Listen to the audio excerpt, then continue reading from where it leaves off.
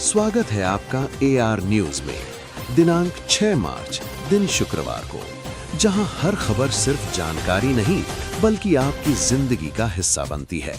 हम आपके साथ सच बांटते हैं, उम्मीद जगाते हैं। तो चलिए आज की तमाम बड़ी खबरों पर नजर डालते हैं।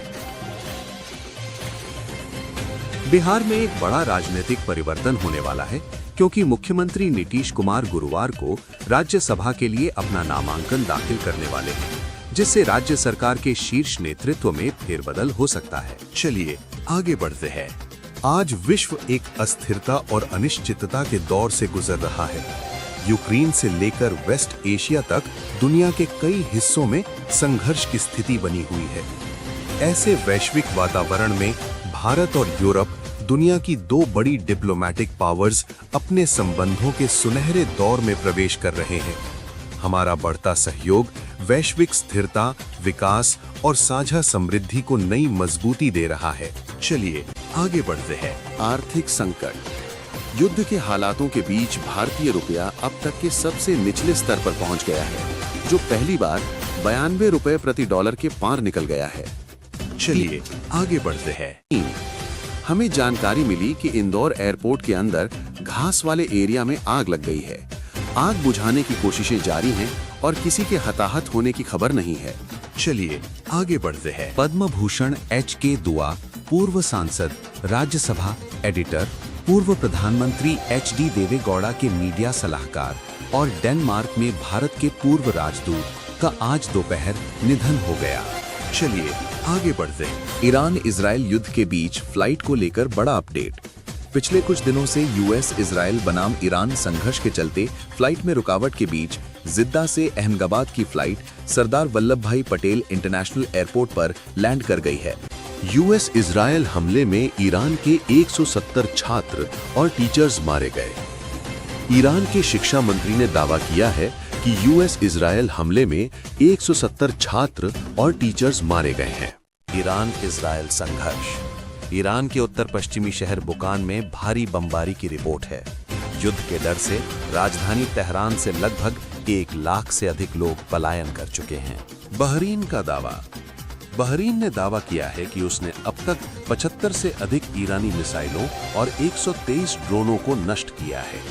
अब देखो, मुझे लगता है कि इनकी दावे के चक्कर में पूरी देश और दुनिया को भारी नुकसान उठाना पड़ेगा।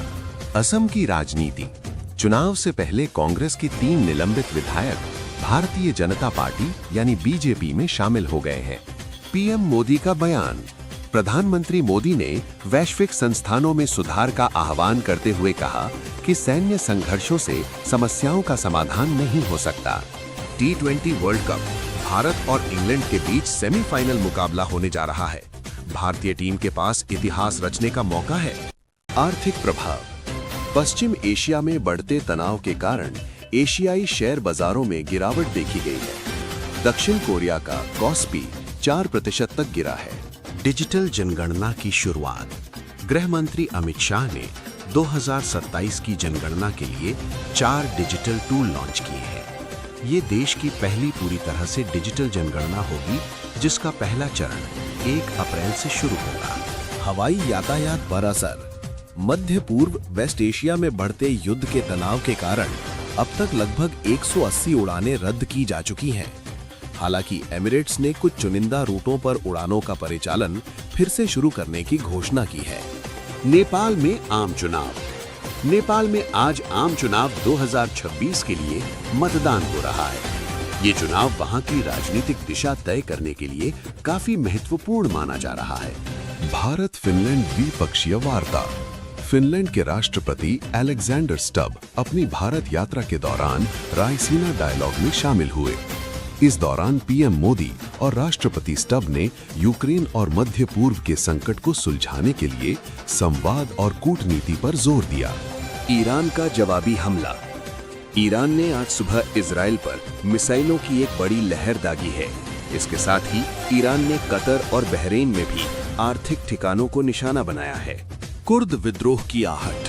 रिपोर्टों के अनुसार इराक स्थित ईरानी कुर्द सशस्त्र समूह अमेरिका के सहयोग से ईरान में घुसपैठ और जमीनी अभियान शुरू करने की तैयारी कर रहे हैं। जवाब में ईरान ने इराक में इन समूहों के ठिकानों पर हमले किए हैं।